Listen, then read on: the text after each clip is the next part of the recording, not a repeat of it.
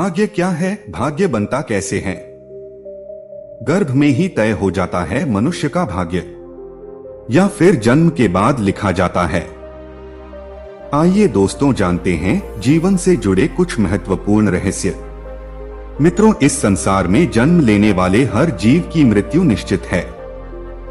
मृत्यु के बाद मनुष्य के कर्म तय करते हैं कि उसको स्वर्ग की प्राप्ति होगी या फिर नरक भोगना होगा। जन्म के बाद मनुष्य के साथ जीवन में कई अच्छी और बुरी घटनाएं होती हैं। अच्छी घटनाओं के लिए मनुष्य अपनी किस्मत की सराहना करता है, तो बुरी घटनाओं के लिए वह अपने भाग्य को कोसता है। अब ऐसे में सवाल मन में आता है कि भाग्य का लेखा जोखा मनुष्य के जन्म के पहले से ही तय होता है या उसके जन्म के बाद निर्धारित होता है। हम अक्सर ये एक दूसरे को ये कहते या सुनते आए हैं कि भाग्य की लिखनी कोई मिटा नहीं सकता, मतलब जो भाग्य में है वो होकर रहेगा। पर हम ये नहीं सोचते कि भाग्य है क्या, भाग्य बनता कैसे है? ईश्वर कैसे ये दिमाग में लाता है कि इसके भाग्य में राज्य हो या दरिद्र हो, ईश्वर भी कुछ सोच रखकर ही भाग्य बनाता होगा। वो भाग्य बनाते समय किस चीज को प्रधानता देता होगा? जाहिर सी बात है, वो है हमारा कर्म।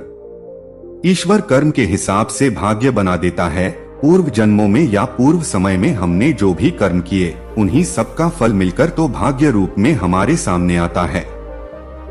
भाग्य हमारे पूर्व कर्म संस्कारों का ही तो नाम है, और इनके बारे में एकमात्र सच्चाई यही है कि वह बीत चुके हैं। अब उन्हें बदला नहीं जा सकता, लेकिन अपने वर्तमान कर्म तो हम चुन ही सकते हैं। यह समझना कोई मुश्किल नहीं कि भूत पर वर्तमान हमेशा ही भारी रहेगा, क्योंकि भूत तो जैसे का तैसा रहेगा, लेकिन वर्तमान को हम अपनी इच्छा और अपनी हिम्मत से अपने अनुसार ढाल सकते हैं। जब चार लोग एक समान बुद्धि और ज्ञान रखने वाले एक ही समान कार्य को करें और उनमें से सिर्फ दो को ही सफलता मिले, तो हम इसे क्या कहेंगे? दो लोगों के साथ भाग्य साथ नहीं था।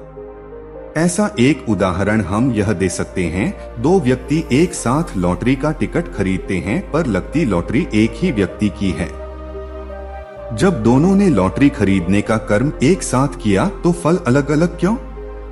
क्योंकि सबके अपने अलग अलग कर्म है। वो उसका पहले का सुनियोजित कर्म ही होता है, जिसका परिणाम उसे लॉटरी के रूप में मिल जाता है। कभी कभी हम बहुत मेहनत के बाद भी सफल नहीं होते। हमें लगता है कि हमारी किस्मत खराब थी, पर ऐसा होता ही नहीं। उसे अपने कर्मों का परिणाम कभी न कभी मिलता ही है। हम अच्छा कर्म करें या बुरा, परिणाम तो सबका आता है।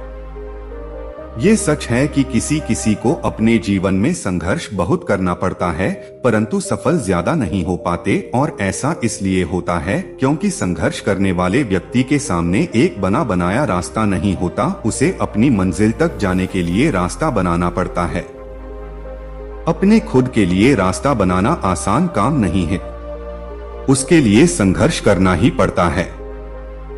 सही मायने में विजयी वही है जो अपना रास्ता खुद बनाकर आगे बढ़ा हो। बने बनाए रास्ते पे चलना बहुत आसान है। आसानी से सफल होने वाले व्यक्तियों में उनका खुद का कोई योगदान नहीं होता। वो दूसरों के कर्मों का सहारे जीत हासिल करते हैं। हम किसी भी पैसे वालों को देख ले जो राज कर रहे हैं, उनमें या तो उनका संघर्ष या तो उनके अपनों का संघर्ष है, पर बिना किसी संघर्ष के कोई आगे नहीं बढ़ा है। अंत में यही कहा जा सकता है कि भाग्य भी उन लोगों का साथ देता है जो कर्म करते हैं। किसी खुरदरे पत्थर को चिकना बनाने के लिए हमें उसे रोज घिसना पड़ेगा। ऐसा ही जिंदगी में समझें, हम जिस भी क्षेत्र में हो, स्तर पर हो, हम अपना कर्म करते रहें बिना फल की चिंता किए। जैसे परीक्षा देने वाले विद्यार्थी परीक्षा देने के बाद उसके परिणाम का इंतजार करते हैं। आइए जानते हैं कि कब निर्धारित होता है मनुष्य का भाग्य। पंडित इंद्रमणि घनश्याल बताते हैं कि आचार्य चाणक्य ने अपने नीति शास्त्रों में जीवन के संकटों से उबरने के लिए सैकड़ों नीतियों का वर्णन किया है।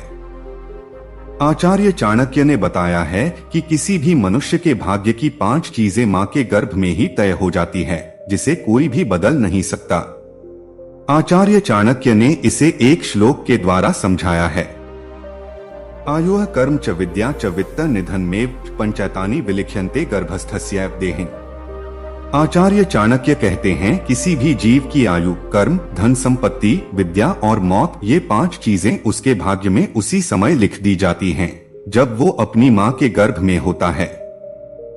इन चीजों में जीवन भर कोई बदलाव नहीं आता।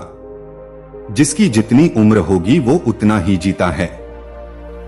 आचार्य चाणक्य बताते हैं कि मनुष्य को अपने जीवन में धर्म के मार्ग पर चलकर ज्ञान और धन कमाना चाहिए, जिससे समाज में उस व्यक्ति की प्रतिष्ठा बनी रहे।